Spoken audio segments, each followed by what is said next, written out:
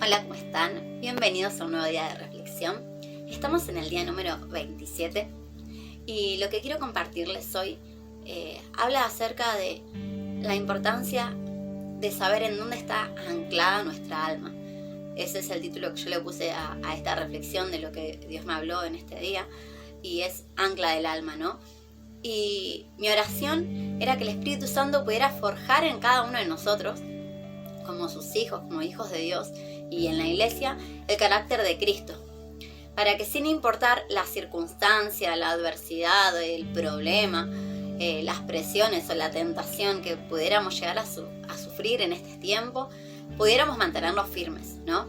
Que pudiéramos manifestar el fruto del Espíritu y la esencia del Espíritu que habita en nosotros en medio de esa circunstancia. Y vamos a leer varios pasajes que hablan acerca de esto, ¿no? Acerca de la importancia de mantenerse firme y cómo es solamente a través del Espíritu que lo vamos a poder lograr. Lo que vamos a leer está en Hebreos 6, que es el que le da el título, ¿no?, a esta reflexión. Vamos a leer desde el versículo 17 al versículo 20, y dice: por lo cual, queriendo Dios mostrar más abundantemente a los herederos de la promesa la inmutabilidad de su consejo, interpuso juramento, para que por dos cosas inmutables, en las cuales es imposible que Dios mienta, tengamos un fortísimo consuelo, los que hemos acudido para asirnos, para tomarnos de la esperanza puesta delante de nosotros, la cual tenemos como segura y firme ancla del alma, y que penetra hasta dentro del velo, de donde Jesús entró por nosotros como precursor, hecho sumo sacerdote para siempre según el orden de Melquisedec. Entonces acá veíamos como esta esperanza de lo que está por venir, y estamos hablando de Jesús, ¿no? De eso se trata nuestra esperanza, que tenemos vida eterna en Cristo, que Jesús va a volver y que vamos a estar juntos por la eternidad, como era en el plan original, ¿no? Esta esperanza que tenemos por delante es como un ancla, que nos hace estar firmes y nos hace estar seguros, ¿no? Y vamos a leer dos versículos que están en el libro de Salmos. Uno está en el Salmo 16, el versículo 8, dice: a Jehová he puesto siempre delante de mí, porque está a mi diestra, a mi derecha, no seré conmovido. Y el otro es el Salmo 21, en el versículo 7 dice: por cuanto el rey confía en Jehová y en la misericordia del Altísimo, no será conmovido. Entonces acá vemos cómo en estos dos pasajes, ¿no?, lo que leíamos en Hebreo y en Salmos, habla acerca de que cuando confiamos en Jehová, cuando ponemos delante nuestro al Altísimo, ¿no?, cuando es Dios lo que nosotros estamos mirando, entonces no vamos a ser conmovidos. Cuando nuestra confianza está puesta en Él, no nos movemos, no importa lo que se levante contra nosotros. Y esto es lo que decíamos de lo que dice en Hebreos, ¿no? Dice, tenemos una esperanza delante nuestro que hace que tengamos como un ancla en nuestra alma, firme y segura, que nos mantiene ahí, que sin importar las olas que vengan contra nosotros, no nos vamos a mover, vamos a permanecer firmes, no vamos a desviarnos, no nos vamos a ir del lugar y del camino que el Señor trazó para nosotros, vamos a mantenernos estables, porque tenemos en quien confiar, y en quien confiamos es en Dios. Ahí decía que Él puso dos cosas inmutables por las cuales Dios no puede mentir, por sí mismo, ¿no?, por medio de Cristo, interpuso juramento tomándose a sí mismo como firmeza, ¿no? Como algo que no cambia. En otro de las reflexiones hablamos acerca de que Dios no cambia, de que Él es inmutable, ¿no? Entonces, si es Dios lo que tenemos por delante, si tenemos los ojos puestos en Jesús, no importa lo que venga contra nosotros, no vamos a ser conmovidos, vamos a permanecer firmes. Tenemos un ancla segura que es la esperanza de lo que creemos en cuanto a lo que Él nos prometió. Sin embargo, decíamos que hay tormentas que van a venir, circunstancias difíciles, problemas, que van a intentar desviarnos, que van a intentar conmovernos, sacarnos del lugar en donde tenemos que estar, sacar nuestros pies del camino en donde Dios nos había mostrado que teníamos que transitar, ¿no?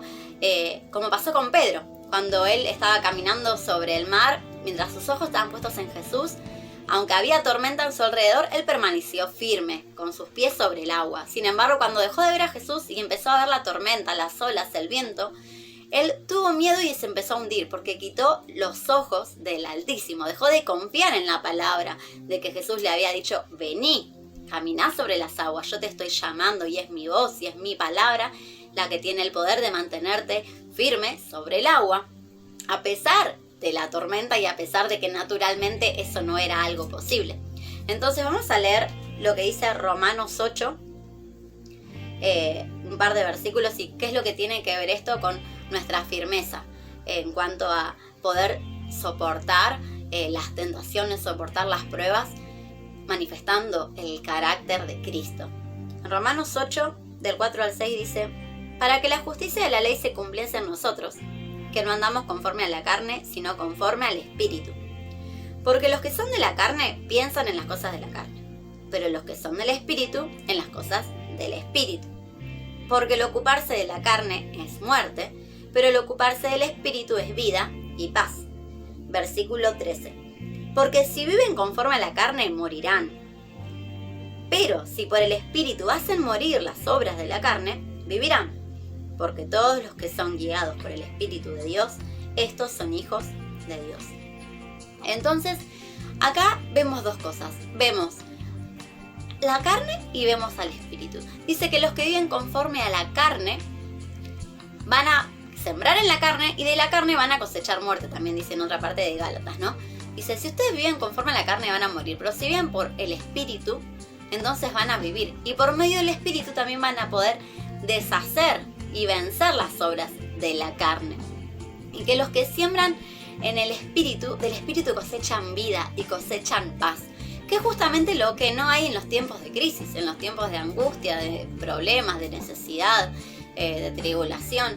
Lo que menos hay en esos tiempos es paz, al menos exteriormente. Sin embargo, acá dice que si nosotros sembramos en el Espíritu, que si nos movemos por el Espíritu, que si vivimos conforme al Espíritu, vamos a cosechar paz, vamos a cosechar vida, sin importar la circunstancia, indistintamente de lo que ocurra a nuestro alrededor, lo que vamos a cosechar es vida y paz, porque estamos sembrando y estamos viviendo en el Espíritu y estamos caminando bajo la guía del Espíritu, porque somos hijos de Dios y ya no vivimos conforme a la carne, porque Jesús venció la carne con sus pasiones y deseos cuando la clavó en la cruz. Entonces, ¿cómo podemos hacer para mantenernos firmes frente a las adversidades y para manifestar el carácter de Cristo y el fruto del Espíritu? Así como leíamos recién, sembrando en el Espíritu, viviendo por el Espíritu y por medio de su poder deshacer las obras de la carne en nuestra vida. Porque todas las circunstancias, todos los problemas y todas las adversidades, si bien no son provocadas por Dios, porque en la palabra dice que Dios no puede tentar a nadie, por eso Él no tienta a nadie, sino que las tentaciones provienen de nuestros propios malos deseos, por esta naturaleza pecaminosa que tiene una tendencia al pecado. Y también porque el enemigo va a traer circunstancias alrededor nuestro para tentarnos. Tienen el fin de hacernos pecar, tienen el fin de hacernos desobedecer. Todos los problemas que atravesamos, el enemigo los va a intentar utilizar en nuestra contra para que desobedezcamos, para que dejemos de confiar en Dios y en lo que dice su palabra. Toda circunstancia difícil va a traer aparejada junto con esa circunstancia, ya sea de dolor, de algún problema en la familia, en el trabajo, no sé, en la salud.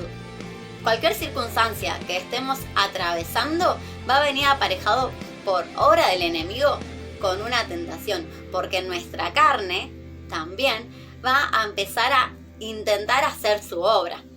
Ahora vamos a leer algo que dice en Gálatas acerca de las obras de la carne y acerca del Espíritu y cómo luchan en nuestra alma, cómo combaten entre sí, ¿no? Y intentando que no hagamos lo que tenemos que hacer, intentando el enemigo que tomemos el camino que Él nos ofrece en lugar del que Jesús nos marcó. Entonces, tenemos que ser conscientes de esto, tenemos que ser conscientes de que los tiempos de prueba que vivimos, además de ser para fortalecer nuestra fe y para que confiemos en Dios, son cosas que el enemigo va a intentar utilizar para que hagamos exactamente lo opuesto a lo que acabo de decir, para que perdamos la fe, para que dejemos de confiar en Dios y en consecuencia que desobedezcamos. Miren lo que dice en el libro de Gálatas, en el capítulo 5, del versículo 16 al 25. Digo pues, anden en el espíritu y no satisfagan los deseos de la carne, porque el deseo de la carne es contra el espíritu y el del espíritu es contra la carne. Y estos se oponen entre sí para que no hagan lo que quieran. Pero si son guiados por el espíritu, no están bajo la ley. Y manifiestas son las obras de la carne: adulterio, fornicación, inmundicia, lascivia, idolatría, hechicerías, enemistades, pleitos, celos, iras, contiendas, disensiones, herejías, envidias, homicidios, borracheras, orgías y cosas semejantes a estas, acerca de las cuales los amonesto, como ya se los dije antes, que los que practican tales cosas no heredarán el reino de Dios. Pero el fruto del Espíritu es amor, gozo, paz, paciencia, benignidad, bondad, fe, mansedumbre, templanza, también traducido como dominio propio, templanza. Contra tales cosas no hay ley. Pero los que son de Cristo han crucificado la carne con sus pasiones y deseos. Si vivimos por el Espíritu, andemos también por el Espíritu. Entonces, acá Pablo les escribía a los Gálatas, ¿no? Que si nosotros tenemos al Espíritu, que es el que nos da vida, andemos también por el Espíritu, manifestemos este fruto.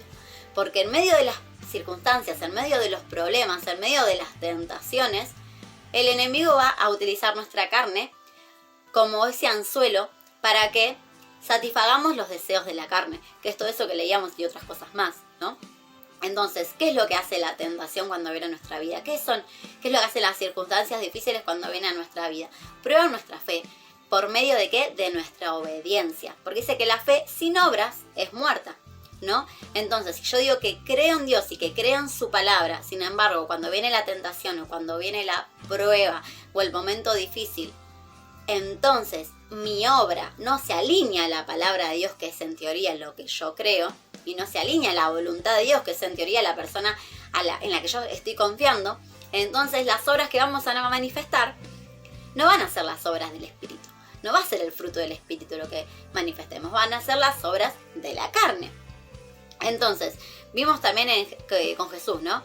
Cuando él fue tentado, el enemigo lo que quería que él hiciera era desobedecer a lo que Dios le había mandado hacer. Lo que quiso hacer fue probar si tenía realmente como un ancla firme la palabra de Dios. Si él realmente estaba plenamente convencido en su identidad, en el llamado que él tenía de parte de Dios, que le había hecho de venir a la tierra para dar su vida por nosotros, ¿no? El enemigo intentó conmoverlo, pero Jesús se mantuvo confiando en la palabra de Dios y él le respondió: escrito está.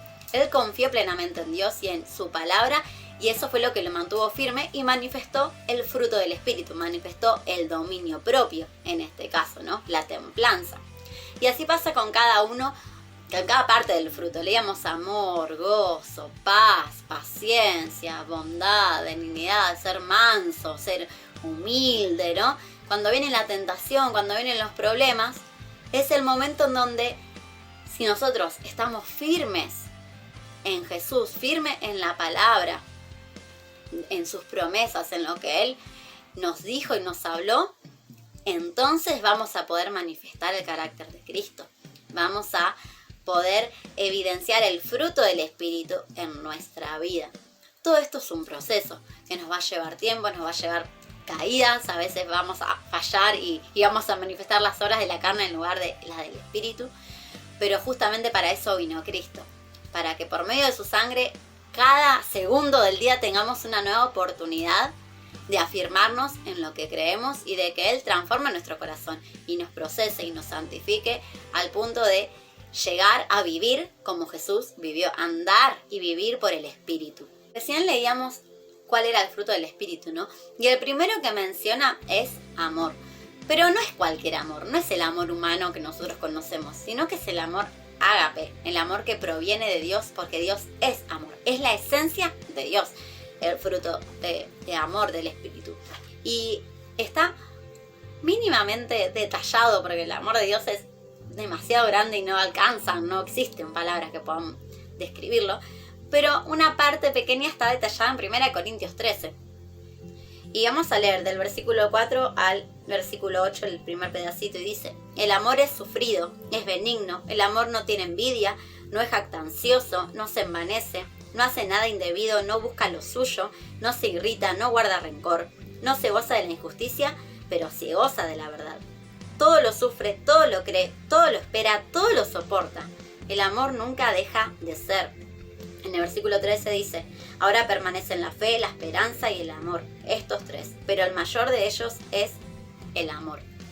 Y es que si nosotros queremos poder mantenernos firmes, queremos manifestar el carácter de Cristo, el fruto del Espíritu en medio de la adversidad, en medio de los problemas, si queremos que esta esperanza de lo que creemos acerca de las promesas de Dios y de que Jesús va a volver como un ancla segura en nuestra vida que nos impida movernos y ser conmovidos de la voluntad de Dios, necesitamos el amor, primeramente. Porque si yo creo en alguien, pero no amo a esa persona, difícilmente le haga caso o lo obedezca o tenga en cuenta lo que me dice. Y por el contrario, si yo amo profundamente a alguien, pero no confío en esa persona y no le creo, entonces tampoco voy a hacer lo que me diga. Porque no tengo mi confianza puesta en esa persona, la puedo creer un montón, pero no confío. Entonces, la confianza y el amor son dos caras de una misma moneda que nos permiten mantener firmes en nuestras convicciones, que permiten que esa esperanza que tenemos por delante en Jesús sea esa ancla segura, que nos mantenga afirmados, que nos mantenga estables frente a las olas, frente al mar tormentoso de las adversidades y de las tentaciones que quieran venir sobre nuestra vida. Y yo escribí como una especie de oración, ¿no? En este día, y se las quiero compartir para que ustedes puedan ver si algo de lo que yo escribí es lo que está también en sus corazones, para que se lo puedan decir a Dios con sus propias palabras, puede ser, ¿no? Como una oración también. Y dice: Dios amado, amado Padre, dame el corazón de Cristo, manso y humilde. Espíritu Santo, sé mi ayudador para amar como Jesús. Dame tu consuelo en los tiempos de tribulación, dolor y angustia, para afrontar con fe, firmeza y paciencia el tiempo de prueba. Santifica mi vida conforme a tu palabra y a su verdad. Purifica con tu fuego mi corazón para que mi vida sea un grato perfume de salvación, en donde esté, a donde vaya y en lo que haga, y que sea vista tu gloria, y no la mía. Y perdona todos mis pecados. Te amo, Señor, en el nombre de Jesús. Amén. ¿No? Y yo lo escribí como una oración de este día de ayuno que tuve, para que realmente esa ancla en mi vida, que es la esperanza de el regreso de Jesús, que es la esperanza de la palabra de Dios y todas las promesas que Él me hizo, realmente se conviertan en algo vivo, que sean carne en mí, que no sea una teoría, sino algo que yo pueda vivir, como decían Gálatas, ¿no? Si vivimos por el Espíritu, que andemos en el Espíritu. Así que bueno, les dejo con esta reflexión, que el Espíritu Santo les siga hablando, que Dios les siga mostrando más cosas y puedan seguir profundizando en esta palabra, y que en los tiempos de prueba y en los tiempos de tentación podamos ser conscientes de que el enemigo va a intentar utilizarlos para que desobedezcamos a Dios, para que no confiemos en Él y seamos finalmente, que seamos conmovidos, pero que, como decía en el Salmo, que no dejemos de confiar en Dios para que no seamos conmovidos y podamos permanecer firmes en nuestra obediencia. Dios los bendiga.